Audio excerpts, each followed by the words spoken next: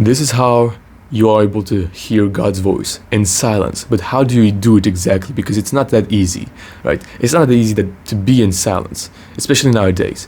It's not easy to calm your mind. So how do you do it? I'm going to explain to you exactly how to do it. So please pay attention and make sure to write this down. If you have some kind of like idea, intuition, write it down. This is maybe God speaking to you right now, okay? So you want to silence your mind to be able to hear God's voice, because God is not going to scream at you and tell you exactly how to do this, right? It's going to speak to you through his still small voice, right? You must silence your mind to be able to hear God's voice, the still small voice, and listen, right? Listen to it whenever you think you heard it, because sometimes you actually have heard already. You have heard it, but you didn't listen. You have heard it, but you thought, oh, it's not. Maybe it's me. Like maybe it's not God's voice. Like maybe like it's not just, it's not a good thing. No, the first intuition often is the right one. So how do you silence your mind? You need to stop social media. You need to stop any input that comes into your mind. You need to remain in silence. And so when you're able to get rid of all the distractions, maybe you're going on social media, you're watching too many YouTube videos, listening to too many podcasts, listening to music. This is one of the biggest things. If you listen to music, this music has incredible power. Music actually, I think it can heal, but it can also destroy people. It can also brainwash you, it can do tremendous things.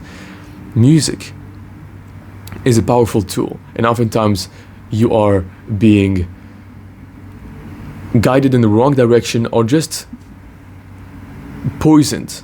Your mind is just poisoned by music, whatever kind of music it is. Like, unless it's like music that is worship music, that is very silent or something from time to time that you listen to this, it's good. But even if you listen too much to that, I promise you, your mind just gets, like, you just keep hearing it in the background, and so it doesn't allow you to have silence. If you listen to too much of it, it's not good, even if it's Christian music. So what you must do is just stop all these things. Stop any secular input and any input if possible, right? So when you are able to do this, you don't need to cut it off completely if you can't, but you just reduce it as much as possible, because especially like if you want to hear God's voice like on a daily basis, you must have this as a habit.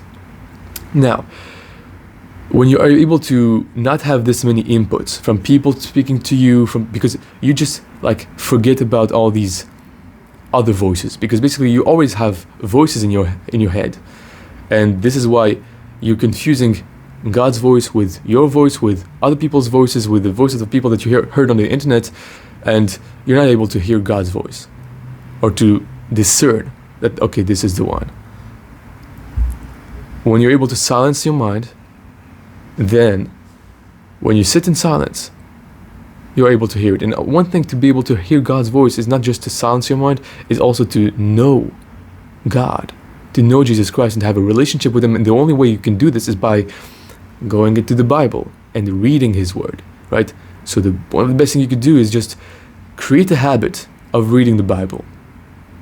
And to create a habit, you can just put it just after something that you do, right? So just after you wake up, you can read the Bible, just a little bit, right? And then once you start this habit with just like, let's say like just 2 lines, 2 sentences of the Bible, you just start the habit. This will allow you to start the habit because it's very easy. And then once the habit is started, you can improve it, right? So when you improve it, you can just read more. You can read just 1 page, right? And then you can read 2 pages. And then you can read for 10 minutes. And then you can read for 15, 20, 30 minutes every single day after you woke up, right? And to make it easier, you put the Bible just right next to your bed, right? So you make it as frictionless as possible to listen to God's voice. This is the thing, to read the Bible, and as frictionless as possible, or as easy as possible for you to actually hear God's voice. So reducing all of the noise, right? You reduce it, all of it. Maybe you can delete the apps. I would encourage you actually to delete the apps. Delete Instagram, especially TikTok. Delete all these things because they just like bombard you with like lots of information tremendous like emotional changes. Like one time you see like a happy video, one time you see like an emotional video. Whatever it is, you need to just reduce it.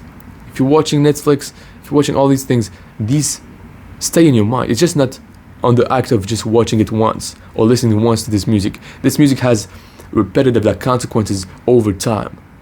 Just like when you drink alcohol, it's just like on the spot that it affects you. It affects you like 48 hours after that. It still affects you. Even 72 hours, it stays in your body. So whatever you consume when you eat stays in your body for a couple of days, sometimes like more than a couple of days. Whatever you consume without necessarily eating, but like just hearing, seeing, this also stays in your mind. So you need to be able to reduce that. When you reduce that, you're able to hear it. And when you hear it, don't doubt it, because this is a big challenge as well. Sometimes you just heard, you think you heard God's way. You think you heard like an intuition that you had. You think you had this feeling that you should do this at first, and then you started to very quickly overthink it. Very quickly just think that this was not it, or maybe this is the contrary actually is best. But this is the devil or maybe your own habits that just counter God's voice and what he wants you to do. So the first, I think, when you think you heard it, believe you heard it. And even if you, like, let's say you heard it wrong, because this might be the fear that you have, right? Maybe I didn't, maybe it was not really God telling me this. Trust that God, even if you make a decision based on that, trust that God will make it work it. Trust that God will make it work. Will make it like go in the right way. If you actually are a good person, you're watching this, you most likely are a good person. You have good intentions.